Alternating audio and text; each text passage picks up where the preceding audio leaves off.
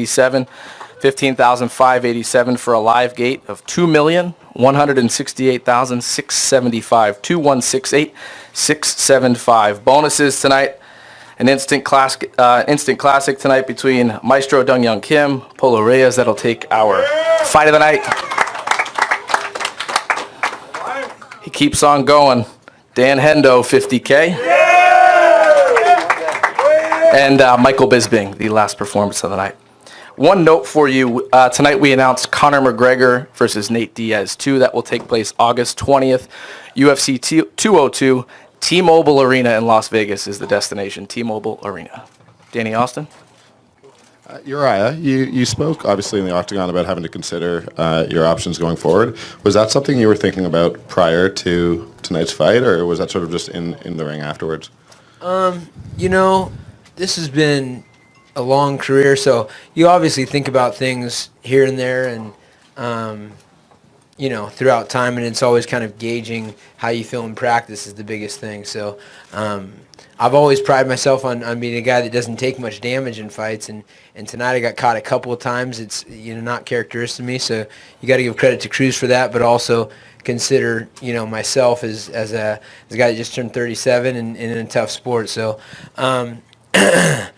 it's also consider I was coming down from 163 from this thing, so if I do take another fight at 45s possibly, but I don't know what I'm going to do. Right now I want to go back and watch the fight. It's always kind of an instinctual fight for me, and I have to go back and watch again to see exactly what happened, because we're in there. It's like, you're just going and going and going. So I'd like to go back and look at it and see, how I look, because honestly, I got myself in amazing shape for that fight. I mean, you always have bumps and bruises and little injuries in practice, but I did the things to get myself in tip-top shape. I didn't feel like fatigue was an issue, but I did get caught a couple times and got outclassed in the fight, and I don't like that.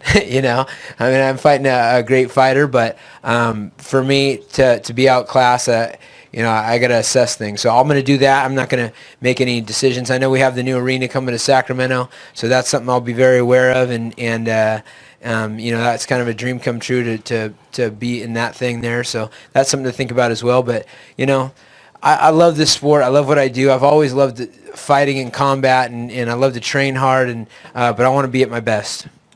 And then, Max, you were very clear that you wanted a title shot. Is that next for you? Because, there's a pretty clear path in your division right now in terms of who will be fighting over the next 6 to 8 months. How do you see it playing out? I don't know. The interim belt is in 200, and now we got Conor fighting at what weight? 70 again? Yes, sir. We see what happens. If I got to go for 10, I'll go for 10. If UFC want to come to Hawaii, they can come to Hawaii with open arms, Been begging these guys to come down, so hashtag UFC Hawaii, guys. Let's get the show down there. I know all you guys want to go to paradise, so come on down. For Dave Schaller, please. Just with that note at 202, what impact does that have on the featherweight title right now? Is he remain champion for now, and it's just on hold? What happens? So that fight is still for the interim title. I think if you're Max Holloway and other guys at the top of the division, it does open things up. We haven't gotten that far yet. As Dana has said, Conor was absolutely obsessed with this 170-pound fight, and Nate Diaz had no problem signing up for it again either. So I think the division is wide open right now. We'll see by the end of the year if Conor would like to return and fight the winner. Otherwise, I think it's a good night to be someone like Max Holloway. Great. And the other big news, of course, Brock Lesnar coming back at UFC 200. I don't know how much involved you were in that, but, obviously this is big news. He's been away for 4 years. Can you talk about maybe what you know as far as how that came together, how the decision was made, and what that means for him in WWE? Is this a one-off? Is he coming back? What is this? So WWE put out a statement tonight that I saw, but I will tell you I've been with the UFC and the WEC for going on 8 years now, and this is the first time that news was a surprise to me. So I met with Dana and Lorenzo in the back, and we're going to have some news here in the next couple of days. But I know the MMA world is excited. I know the pro wrestling fans are excited, and I think next 48 hours to even a little bit longer will be really telling in the process. All right, and thanks, David. Obviously, it was a great night. One kind of bad note, we did hear about a handful of media members getting escorted out towards the end of the night. Can you give us any insight as to what happened there, and is there any statement from the UFC? No, I appreciate the question, John. Out of respect to all the parties that were involved in that conversation, I'm not going to delve into the details. All right. Thanks, Dave. For Dominick, please, obviously a fantastic performance by you tonight, but the consensus in the early going was it seemed like maybe you were a little off, having a little trouble settling in. Were there any issues that you were dealing with, and did you feel a little bit off to start with? I mean, I got to go back and watch the fight. Like Faber said, it's kind of a whirlwind when you're in there, but I didn't feel off. I just knew I make adjustments on instinct, and he was coming really heavy in the first round, so I pushed the pace in the first round too. And I was just adjusting. I mean, I felt fine. Fantastic, thanks. And for Dan Henderson, quickly, just can you talk about kind of what you remember from that opening round, and you know how hurt you were, and what was just going through your head at that point? Yeah, I mean, it's always nicer to not to get hurt in that round. I know that I felt like I hurt him a little bit and came in and he popped me. Next thing I know, I was on the ground. But, I mean, I was aware the whole time on the ground. Obviously, I said, shit. So, you know, I just knew I needed to recover and you know, tried to get back up. And he kept on me. And, you know, I just, he didn't hurt me to where I was not knowing what was going on. But he had me in trouble for a while.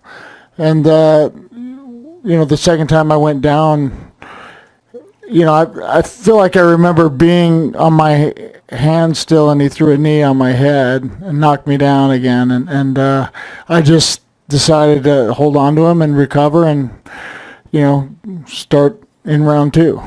And you've always kind of brushed off the retirement questions, but this is the first time you've really admitted, hey, maybe this is it. Can you talk to us about how you'll reach that decision, what the process will be for you to make a choice? You know, I don't, like Uriah said, I don't want to make any decisions emotionally, but, you know, knowing that in my mind, there's a possibility that might have been the last one. It was obviously a good one to have that, and all my kids and everybody were able to come. So, yeah, it was a little more emotional, but, yeah, I don't know. It all depends on what my options are afterwards. Obviously, I'm going to need a paycheck, for a little while, but, we'll see what happens. Dominick, were you surprised by how the fight played out? Did it follow the script that was in your mind before this? I try not to lay out a script except that I want to win, and I'm always looking for the finish. You know, he's got a tough mindset, and I knew going into this fight, regardless what anybody says, when you're fighting him, he's a tough fighter.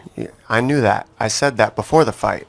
Just because I believe in myself and believe I'm better than everybody in the division doesn't mean I don't give credit where credit's due. And he's got a championship mentality, so he's not going to go out easy. Everybody in these fights is tough.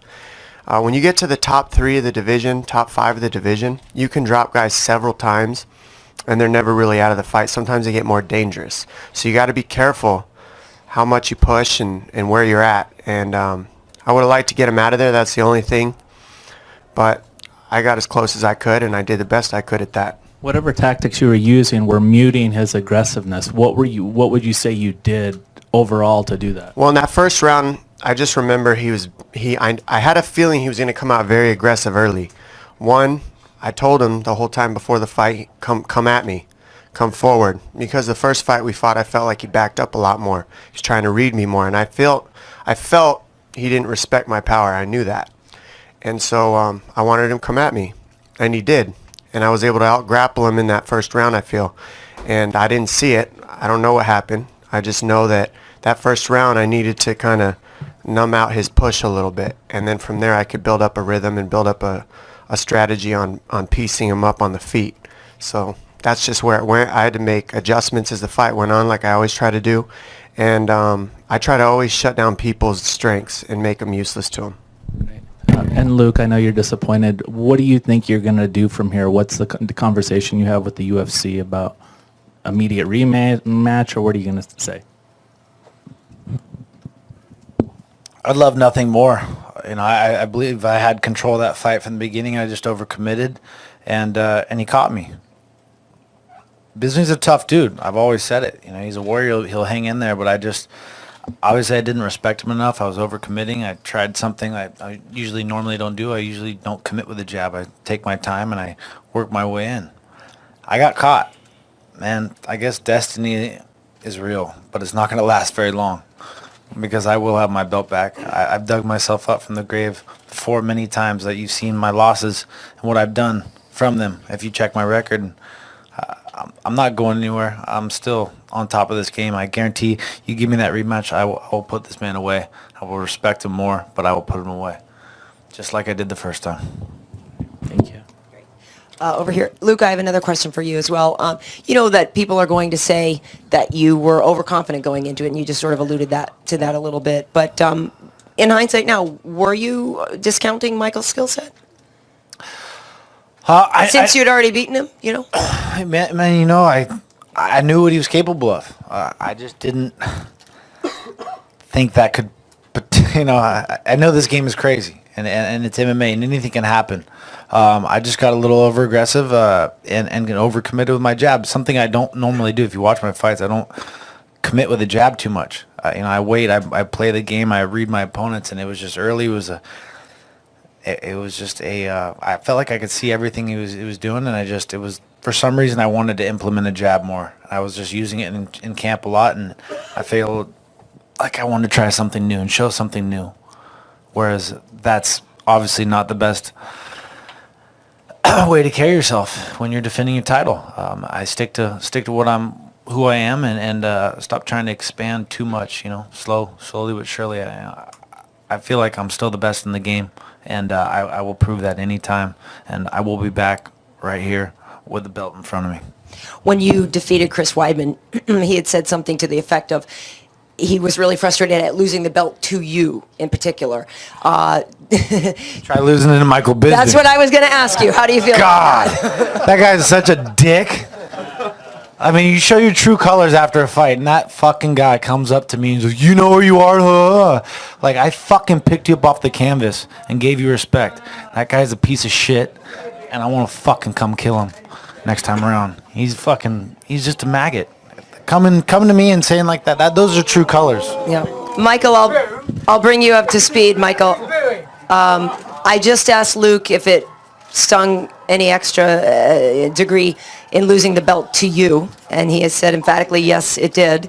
I'm curious. Good man down. Grab that microphone. Well, how do you? I am the champion of the world, people.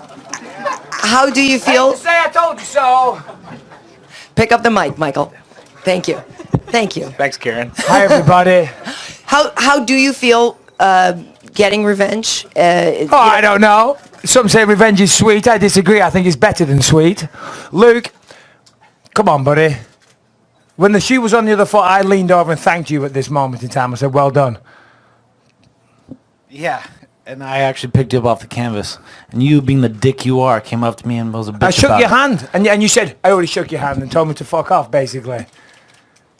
You asked me, do you know who you are? Do you know where you are, buddy? Yeah, that's after you. Hey, buddy, you got knocked the fuck out. You got knocked out, buddy. Sit down, shut up. You got lucky. All right. Lucky. Yeah, real lucky. Bisping. First round, buddy. First round. What an asshole, guys. I will come back and fucking kill you. Last question for you. Okay. Hey. How's that jet lag, You enjoy buddy? your short-lived destiny, my friend. All right. Yeah. It is my destiny. Mark my words. It is my destiny, not your destiny. Dude, see, you're not doing yourself any favors. You're an incredible fighter, Luke. You really are, and I congratulate you for making me step up my game to come at you. You know, but don't be a dick. Michael, Hi. my last question to you is, you know, you believed in it being your destiny. How does it feel to actually finally have that in front of you after chasing it for so many years? Yeah, well, you know, I mean, I want to thank everybody, my family, of course, and people along the way that supported me, the UK crowd, the UFC fans all over the world. You know, I mean, this has been a lifetime's work, and I always felt that I was capable of doing this. You know, and I've had my ups and downs along the way, and I understand why people, you know, didn't believe in me, but because I'd lost some key fights, and I accept that. But I knew deep down inside myself that I could still always do it. That's why I took this fight on short notice, you know, because as I said leading into it, you know, that defines me. I am a fighter, you know, and, you know, I showed the world, I shocked the world.